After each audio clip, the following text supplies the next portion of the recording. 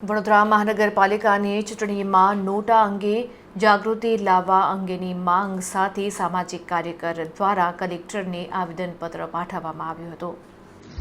આગામી 26 એપ્રિલ 2026ના રોજ યોજાનાર વડોદરા મહાનગરપાલિકાની ચૂંટણી પૂર્વે મતદારોમાં નોટા અંગે જાગૃતિ લાવવાની માંગ સાથે સામાજિક કાર્યકર અતુલ ગામીચીએ કલેક્ટર કચેરી ખાતે આવેદનપત્ર પાઠવ્યું છે। સુપ્રીમ કોર્ટના આદેશ મુજબ દરેક મતદારને તમામ ઉમેદવારોને નકારવાનો હક મળેલો છે, જેનો વ્યાપક પ્રચાર કરવાની માંગ કરવામાં આવી છે। આવેદનપત્રમાં જણાવ્યા અનુસાર લાંબા સંઘર્ષ બાદ સુપ્રીમ કોર્ટે નાગરિકોને નોટાનો અધિકાર આપ્યો છે। જો કોઈ મતદારને ચૂંટણી લડી રહેલા ઉમેદવારો પૈકી કોઈ પણ લાયક ન લાગે તો તે ઈવીએમમાં છેલ્લું બટન દબાવીને પોતાનો વિરોધ નોંધાવી શકે છે।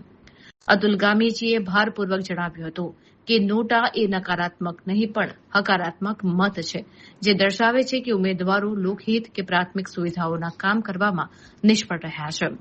સામાજિક કાર્યકરે આક્ષેપ કર્યો છે કે રાજકીય પક્ષો પૂરજોશમાં પોતાનો પ્રચાર કરી રહ્યા છે, પરંતુ ચૂંટણી તંત્ર દ્વારા નોટા અંગે પૂરતી માહિતી આપવામાં આવતી નથી। તેમણે મુખ્ય ચૂંટણી અધિકારીને વિનંતી કરી છે કે સોશિયલ મીડિયા, હોર્ડિંગ્સ અને સ્થાનિક માધ્યમો દ્વારા નોટા વિશે જાગૃતિ ફેલાવવામાં આવે, જેથી નાગરિકો પોતાના લોકશાહી અધિકારનો સચોટ ઉપયોગ કરી શકે। હાલ ગુજરાતમાં ચૂંટણીઓનો માહોલ છે। નગરપાલિકા, મહાનગરપાલિકા અને ગામડાઓમાં પણ ચૂંટણીઓનો માહોલ છે। આજના રોજ સાંજે 5 વાગ્યા પછી ચૂંટણી પ્રચાર પડઘમ બંધ થઈ જશે।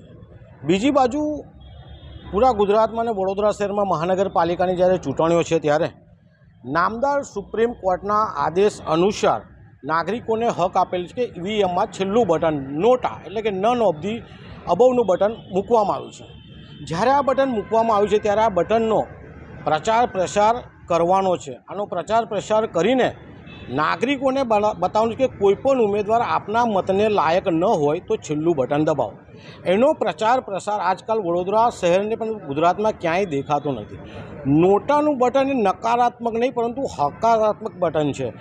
જો ઉમેદવારો કામ કરતા ન હોય તેમ છતાં ચૂંટણીઓ લડવા તૈયાર થતા હોય તો આવા ઉમેદવારો માટે આ નોટાનું બટન આપવામાં આવ્યું છે। પરંતુ વડોદરા શહેરમાં કે ગુજરાતમાં ક્યાંય પણ નોટાનો બટનનો પ્રચાર પ્રસાર કરવામાં આવતો નથી। આનો પ્રચાર પ્રસાર મીડિયા થકી, ન્યૂઝ સમાચાર થકી, રેડિયોમાં, દૂરદર્શનમાં અને અનેક રીતે પ્રચાર પ્રસાર કરવાનો છે। જેમ કે પત્રિકા વિતરણ કરવાની છે, લોકોને નાટક દ્વારા શેરી નાટકો કરીને નોટાની સમજ આપવાની છે, પરંતુ વડોદરા શહેરમાં કોઈ પ્રચાર પ્રસાર કરવામાં આવતો નથી।